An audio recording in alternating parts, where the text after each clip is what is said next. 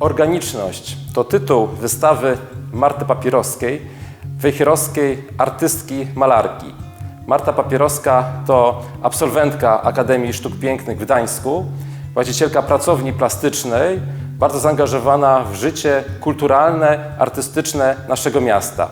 Zachęcam Państwa serdecznie do odwiedzenia Muzeum Piśmiennictwa i Muzyki Kaszubsko-Pomorskiej i tutaj w 2 salach będziecie mieli Państwo okazję zapoznać się z twórczością i z malarstwem naszej wejherowskiej artystki.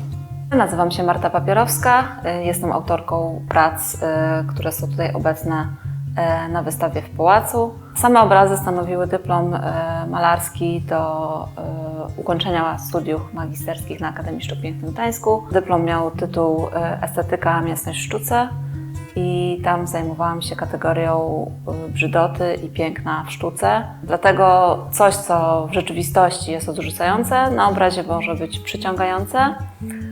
Zachęcam do bezpośredniego kontaktu z obrazami i własnej oceny ich.